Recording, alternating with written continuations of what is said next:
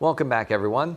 Mr. A here with another video, this time talking about how to solve percents.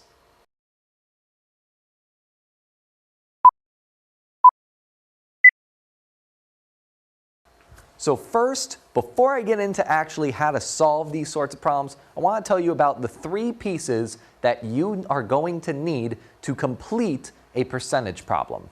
Okay? The very first one is the percent itself, represented here by our percent symbol. Okay? The next piece you're going to need is the percent of a number, which we will be labeling as we work is. All right? Number two, the percent of a number is. Okay? The third piece that could be in a percent problem is going to be the original number, or your of. Okay? Your original number is of. Got it? Percent of a number is. Original number is of. You got it? Take a good look, because we're going to move on from here, and you're going to need to know about percent, is, and of. In fact, let's take a look at some examples of how these will come into play when you're doing percent problems. So here are three examples of how you might see a percent problem or statement written. The reason I say statement is that this one right here is not actually a question. There is nothing to solve. It already tells you that 10% gave you your percentage. It already told you of 50, that would be your original number, of 50. And it also told you is 5. That is your percent of the original, your is, that's 5. You have all three pieces, therefore there's nothing to solve. There is no problem. However, if we look at the example directly below it, it looks a little bit more like a common percentage problem. It says, what is 24% of 100? In this case, we know our percentage, it is 24. We know what our original number, aka of, it is of 100. Our original number was 100. What we don't know is the percent of our original, what our is was going to be in this problem. We know this because it says what is. We don't know what is. It just kind of says what is. All right? For this last one, it says 20 is 15% of what number? This is the opposite. What is this automatic shutdown? No, go away. I don't want you to shut down, interrupting my video. So where were we after that interruption? I think we were talking about 20 is, we have the percent of our original, that would be 20. We have our percent, which is 15. But this time we don't know what our of is. It just says of what. So we need to look for our original for this problem. These are the two most common percentage problems you're going to see, and we're going to talk about a couple of examples. Two that I'll walk you through, and two that I want you to attempt on your own before I give you the answer. Okay? But let's not talk about the examples right now. For now, let's talk about why did I tell you is, why did I tell you of, and why did I tell you percent. The reason being is that there is a special formula that you can use to solve just about any percentage problem you're going to come across. And that is over of equals percent over 100. Okay? Go ahead and get this down if you want. If you're out there taking notes about percentages, go ahead and take this down. I'll give a pause right here for you to take notes. So make sure you pause this video. All right, I'm moving on. Let's take a look at our very first example. We're going to do what is 25% of 50. All right, 25% of 50. Let's go ahead and set up that formula that we just talked about. What we're going to do is we're going to take this line, and stick 100 under it. Do we know what it is? Do we know what is going to be? Nope. Looks like it's asking it for us here. So we'll put is right here because we don't know what goes there yet. Do we know the percent yet? Looks like we do. It looks like our percent's going to be 25%. So I'll go ahead and write that right here. Do we know of what? Do we know what the original amount was going to be? Looks like we've got that too. Of is of 50, and that goes right here. All right? We'll go ahead and take this and do step 1. What do you think step 1 is? Many of you out there have seen problems like this, where you have a fraction equals a fraction. Have you got it? Okay. What you had to do for this problem is you had to cross multiply. All right? You got that? Step 1, I'll put it right over here. Step 1 is going to be to cross multiply. What do you think we're going to be cross multiplying? Are we going to cross multiply our 25 and 50 or our is and 100? You're right. We're going to cross multiply our 25 and our 50 because, well, we can't really multiply 100 by something we don't know. So when we set this up, we're going to go ahead and draw our line going from our 50 to our 25 with a multiplication sign, a little asterisk right there. Okay? That we're going to cross multiply it to get our answer of, if you're working this out on your own, go ahead and pause here. We're going to get an answer of 1,250. That's step 1. There's only 2 steps to this whole problem. 3 steps if you choose to simplify this before cross multiplying. But I prefer to not simplify because working with big numbers is kind of fun.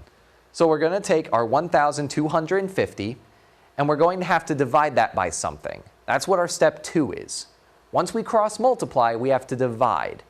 Take a look up here at the board. What have we not used yet? Our 100. We haven't used that 100 for anything, and we have to. That 100 is going to be what we are going to divide by. In fact, there's a rule for this. What you're going to have to do in step 2, let me go ahead and write that right here. Step 2 is going to be divide, but not just by anything. Divide by whatever is left. Whatever is left. That's what we're going to have to do. Once you cross multiply to get this amount, you're going to have to divide by whatever is left. In this case, our 100 is left over. So we're going to take 1,250 and divide it by 100, which, if you remember from the last video where we talked about converting from percents to decimals and decimals to percents, we learned that if we divide by 100, all we are doing is taking our decimal and pushing it somewhere else. More specifically, if we're dividing, we are pushing our decimal to the left by 2 spaces. So, our 1,250, when we push our decimal over 2 spaces, is going to become our final answer of 12.5 or 12 and a half. 12 and a half. That is what 25% of 50 is going to be. Did you get that when you worked it out on your own if you paused it? If you did, congrats.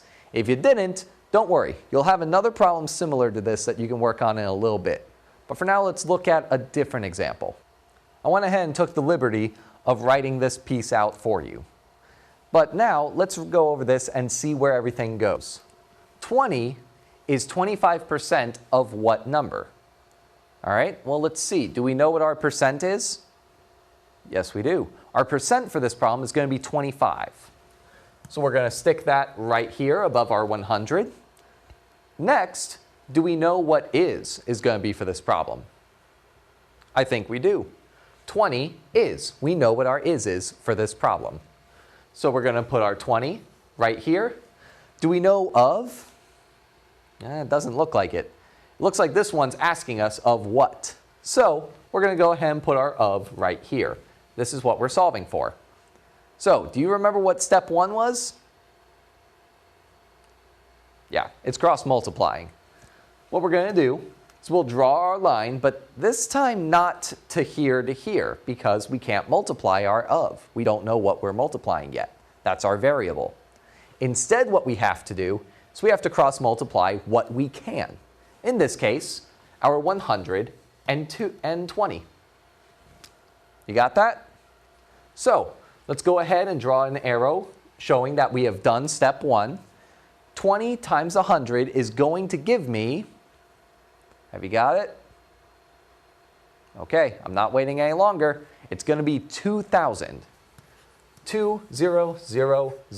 Don't bother putting the comma there. Stop. In fact, if you normally do put the commas there, time to stop. Until you're ready to show your final answer, don't draw your commas, okay? Just a little tip. So we've got our 2,000, but we're not done. There was another piece, step 2. And step 2, if you look back at the earlier parts of this video, step 2 says divide by whatever is left. Well, let's see what's left. We used our 100, so that's done. We've used our 20, that's done. We can't use our of, so that's no good. We have not used that 25 yet. What we have to do is take this 25 and use it to divide our 2,000. So go ahead and work out 2,000 divided by 25 and see if you get what I'm about to get. I'll give you just a moment to pause the video here.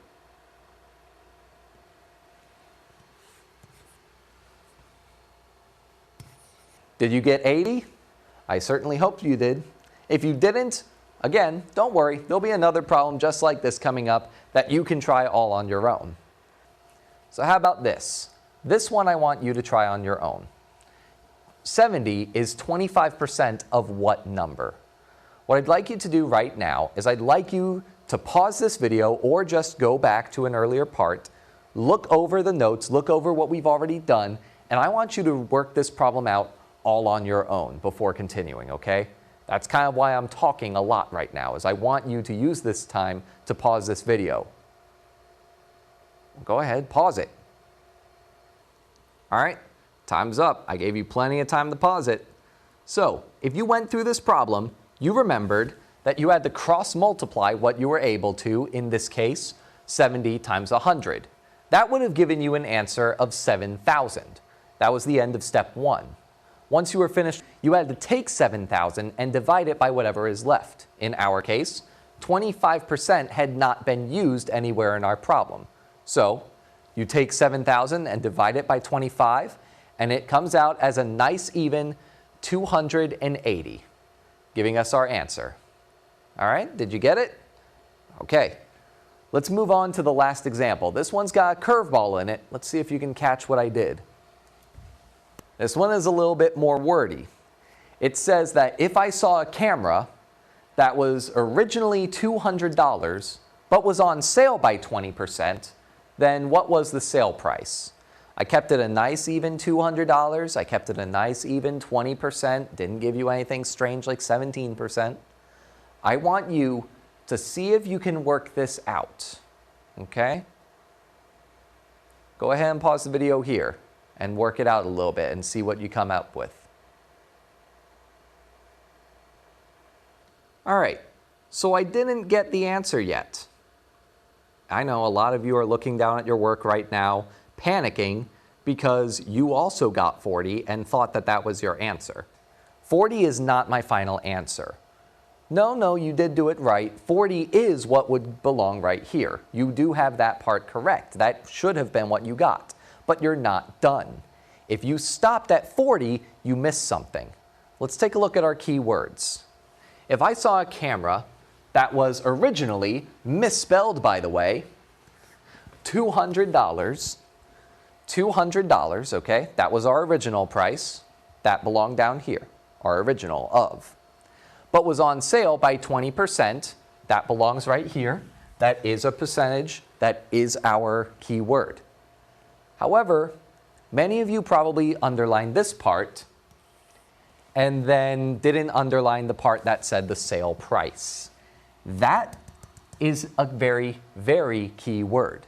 You see, we don't want to know what is the percent being taken off of the item. We want to know how much is the camera. We know that $40 is 20% of $200. We know this. We got 40. Right? If you got 40 for, that is 20% of 200, what you had to do was take that $40 and subtract it from the original price. That's how sales work. You find out what the percent that you have to take off of it is, and then you take it off. So, go ahead and work that out. Add in 200 minus 40 and tell me what you got. I'll go ahead and pause the video right here. And there you have it. $200 minus the $40 off. That camera that you were eyeing should cost you, before taxes, $160. And that's how you do percents, and that's also how you do percents when dealing with sales. Make sure you hold on to this example problem, because this is one of the more common ways that you will see it both in tests and in real life. All right, guys, thank you so much for watching. I hope you found this information informative. And if any of this stuff didn't work for you the very first time you watched it through, go ahead and go back and rewatch it just one more time, just to make sure that none of this makes a little bit more sense the second time watching it through. Who knows? Maybe a second viewing is all you needed. In the meantime, I'm Mr. A. Have a nice night.